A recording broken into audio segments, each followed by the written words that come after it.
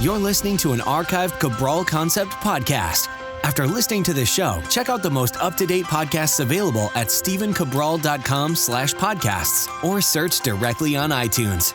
And now, welcome to the Cabral Concept, where board-certified naturopath and integrative health practitioner Dr. Stephen Cabral shares how he was diagnosed at the age of 17 with a life-altering illness and given no hope for recovery. It was only after studying and traveling all over the world did he discover how to combine ancient Ayurvedic healing practices with state-of-the-art naturopathic and functional medicine to fully rebalance the body and re-energize it with life. It's time to discover how to get well, lose weight, and finally feel alive again. And now, here's your host, Dr. Stephen Cabral.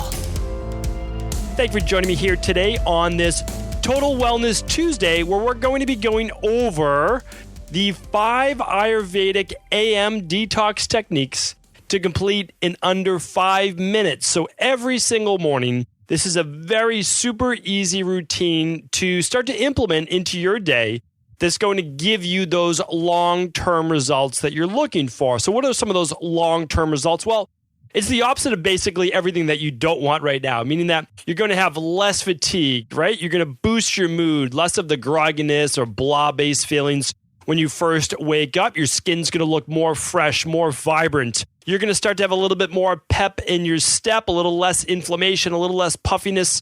All of those things that we don't want, that many times that's how we wake up. We wake up a little groggy, a little stiff, a little swollen, all of those particular types of things that happens from having a little bit more or too much toxicity in our body. So in Ayurvedic times, they knew this. They knew that waking up somewhere between that 6 and 12 or 6 and 10 hour, which a lot of people do. They wake up after that 6 o'clock hour or start to, they're going to be a little groggy. They're going to be in that kapha time of the day. And I even did a whole show on this on episode 685. So do tune back to that, or at least go to stephencabral.com/704, and I'll put all of today's show notes in there, and I'll leave the links to the previous shows. But in episode 685, I went through the body clock, about how your body works during the day. Both, we know this now in state-of-the-art circadian rhythm-based science, as well as the 6,000-year-old Ayurvedic science, which, again, is so much more intense than many people give it credit for, and really does hold the truth to science and to life right in that. So I explain best times to exercise, best times to eat, all of those things on that show. Today, what I want to do is I really want to get into more of the science of Ayurveda. I want to share with you something that I started to get into a little bit on episode 613. I'll link up episode 613 today, which was me really going through an Ayurvedic morning routine and essentially how a lot of times I start my day. I'll give you my specific day without a doubt in detail later, but for my day, pretty much exactly how I structure it and more of these techniques today. You can certainly check out episode 613, which I will link up in the show notes. But the reason why I want to do this is I want to go specifically into 5 different methodologies that Ayurvedic medicine, Ayurvedic life philosophy has shared with us and has really carried through the ages. And the reason is that it helps to cleanse and detoxify our body first thing in the morning. And why is that important? Well, the reason it's important is this, is that when we go to bed overnight, this is kind of lost in our conventional medicine, is they've lost the fact that one of the things that happens when we do sleep is our body's at rest and it's rebuilding. So the rebuilding process looks like this. As our vitamins and minerals and enzymes and proteins, amino acids, everything in there starts to go to work. As we're going to work, waste is created, okay? So basically, it's tough to build anything without creating a little bit of waste, right? There's going to be some refuse. There's going to be things that happen through these metabolic processes, meaning like, if you were to cut wood, what would happen? Well, there'd be sawdust all over the floor. All of that needs to be swept up, cleaned up. And that's exactly what happens in our body. So overnight, as we're rejuvenating all of these cells, as our body's performing this thing called autophagy, we're killing cancer cells, we're removing pathogens, we're digesting food, we're creating new life in our body. Waste is formed. And that waste then, that's okay. That gets shuttled, whether it's looked to be mobilized, and it's going to be mobilized and moved through our body essentially in a few different ways. It gets filtered through the liver. It can be excreted through the bile, which is then moved through our colon and out of our body. It's going to either be sweat out possibly through exercise or even during the night. I mean, we sweat a lot during the night. That's something that's often overlooked. is we lose quite a bit of water. That's also how we become dehydrated, not just from not drinking, water, I should say, during the night. And then also it can be removed through kind of huffing it out through oxygen, urine, stool, oxygen, respiration, as well as sweat. Those are the main ways we're able to detoxify. Now, when we wake up, we have a good 8 hours of sleep, hopefully under our belt, that we've used for detoxification. But we've had at least probably 8 to 10 hours of downtime, just kind of sitting down at night and really going through that detox cleanse-based process. So what we need to do now is get all of that stuff out of our body, all of those toxins out of our body. It could be anything from heavy metals to flame retardants to any type of plastics that you were exposed to, or just normal metabolic waste and hormones. We have to get that out of our body. So the first thing we want to do is once we wake up, we want to get right to the bathroom and we want to just splash a little water in the face, just kind of move the lymphatic system circulation around your face. A lot of people get puffiness around the eyes. They're congested in their nose. Well, what you want to do is you want to rub right above your eyebrows, just in circular patterns. It's okay. I'm not going to get into which direction the circles should be or how many times today. We'll do that in the future. But rub right above the eyebrows and rub right beside your nose, right under your eyes. Those are basically the two main sinus cavities, above and below on each side. And what we're going to do is just kind of loosen any mucus up there. That's a combination of those two words. And what you want to do is just help with that drainage. Then, of course, you could blow your nose. You can use oil on your face in the morning if you want to hydrate, or you can just use a little water, wash your eyes, move all of that lymphatic fluid around the face, right down the neck, and that's a great way to start your day. Right after that, I want you to brush your teeth. So start to brush your teeth. I want you to get all of the bacteria that sat there, especially if you're someone that breathed through your mouth at night, not necessarily through your nose. You want to be able to literally just scrape and remove all that bacteria that's built up in the mouth, make it nice and fresh and clean, because remember, in Ayurveda as well, and now proven by modern medicine, and again, Ayurveda is still modern medicine, because it's practiced to this day. So I don't want to say that it's not. I should probably just say conventional medicine as used in our Western-based philosophy. Well, we know that bacteria can actually get right into the bloodstream through the capillaries in our mouth, and then go directly to, again, the cardiovascular system, the heart. That's why the health of your mouth is intimately related to the health of your entire body, and that especially concerns your heart and cardiovascular system. Once you're done brushing your teeth, you can then, very, very simple, very straightforward, you can either use your toothbrush to scrape your tongue, but of course, wash your toothbrush off afterwards. Or you can use an Ayurvedic tongue scraper. Now, a tongue scraper, it comes in stainless steel or copper. Those are the main ones. I will link up to one on Amazon today, but really simple. You can get one at your local health food store, or again, pretty much anywhere can sell you a good quality tongue scraper. Just make sure it's not aluminum or any type of metal we don't want to put in the body. Copper would be fine, or as is stainless steel would be fine as well. And again, all you're going is from the back of the tongue, and you're scraping forward. You're washing the tongue scraper. Repeat anywhere between 3 and 5 times. Really simple. It does a couple things. It obviously removes the bacteria off of the tongue, cleanses that tongue, but also in Ayurveda and traditional Chinese medicine and any other form of Eastern-based medicine, the tongue is one of those areas, like the feet, like the hands, like the ears, where if you stimulate it actually stimulates other parts of the body, because there's corresponding organs and systems lined up with the different areas of the tongue. We won't get into that today, but I did do a previous show on tongue diagnosis, and you're welcome to just literally type in tongue diagnosis on Cabral Concepts, so StephenCabral.com/podcast. Remember, you can always use that little search box to search for any type of show, any type of health issue that you're looking for. But why don't I do this? I'm going to have my team and I link up that show on tongue diagnosis so you can find out what your tongue says about your health. Okay. So that's the first thing that can easily be done under 5 minutes, super easy. Number 2 is once some splash of water on your face, you brush your teeth, your tongue scrape easily under 5 minutes. You can go out to your living room, kitchen, wherever you want to put it, and you can do a little bit of rebounding. They make very small rebounders. They're 3 feet in diameter. That's it. You can jump up and down on that very gently. I mean, this is not like entering the Olympics here. What you want to do is you literally just very softly, very lightly, you're going to be jumping up on this rebounder.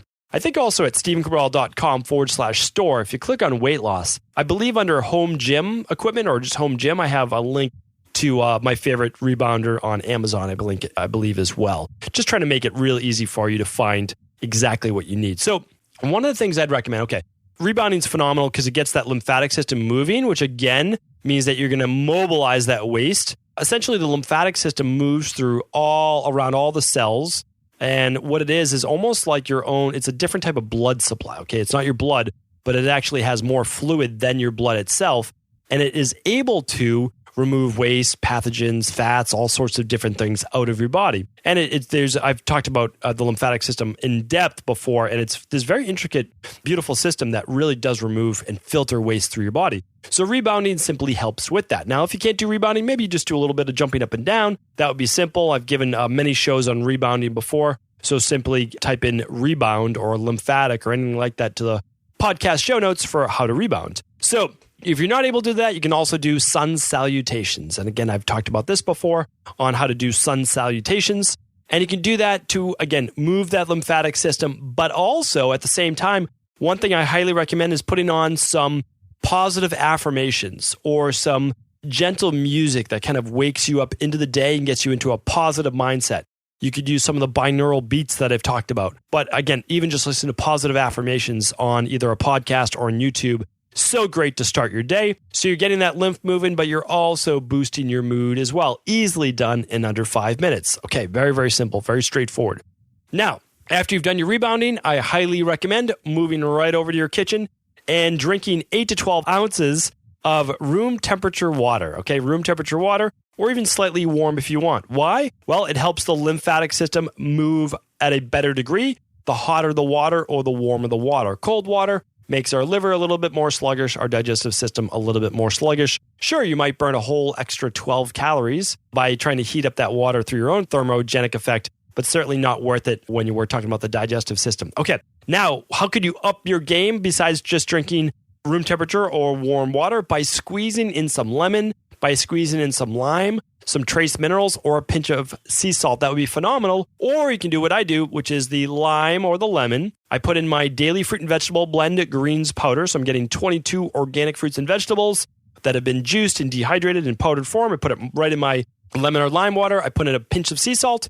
And sometimes I will put in a half a teaspoon of raw honey, which again is only about 2 to 3 grams of sugar. That's it. Of course, natural sugar coming from raw local honey or Manuka honey. So that's a great way to then what? To then mobilize the digestive system, to help the liver, to also get that water in to hydrate our body. Because remember, you haven't drank any water for most likely 8 to 12 hours before that time. So next up, we want to head back to the bathroom and we're going to do our oil pulling. And the oil pulling is very, very simple. Okay. So here's what we do. We literally put in anywhere from 1 to 2 teaspoons of olive oil, of sesame oil, or of coconut oil. Now, the most popular are coconut oil or sesame oil. When I was studying overseas, and that was in Sri Lanka and in China, always we use sesame oil. Coconut oil seems to be more of a new thing that people are using. I like to go with the traditional sesame oil. I have no problem with you using coconut oil. It is a saturated fat. It's a little heavier.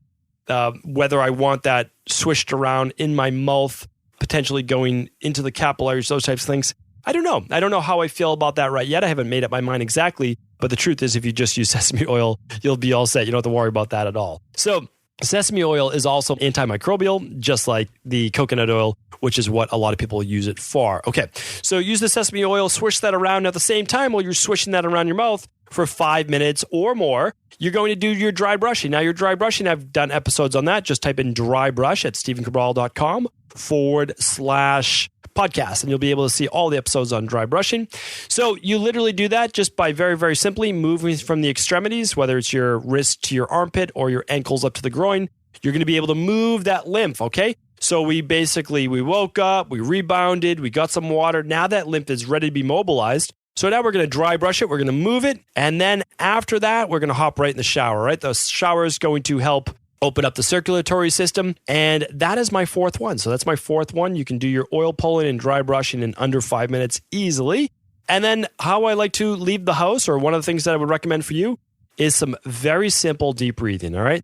You need to decide how you're going to meet the day. Are you going to meet it with anxiety? Are you going to meet it with overwhelm? Or are you going to meet it cool, calm, and collected? I prefer the latter. So what I'd like you to do is simply, as much as you can, even if it has to be in your car, meaning like if you've got a couple young girls like me, if you've got a lot going on in the house, you might want to do your deep breathing literally while you're letting your car warm up or whatever it might be. I know that's probably not the most non-toxic way to do it, but it is for your mental health. And that's very, very important. So again, when I had the rare opportunity to study with some Tibetan monks when I was in Sri Lanka. And so when I was working with them specifically, and I was learning meditation, and I was learning deep breathing, I was learning all of the different methodologies, because there are actually different methodologies to breathing and how it stimulates the body or calms the body. And I'll be teaching much more of that in the future as well. But one of the methods that was the fallback was always this, was 5 seconds breathing in through your nostrils. And if you can't, you'll do it through your mouth, but really beneficial that you learn to breathe through your nostrils, even if you have a deviated septum.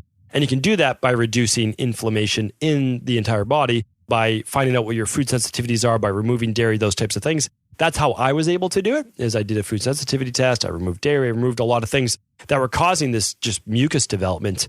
And of course, neti pot, my ear, nose, and throat protocol, all of those things work great. I still do them to this day.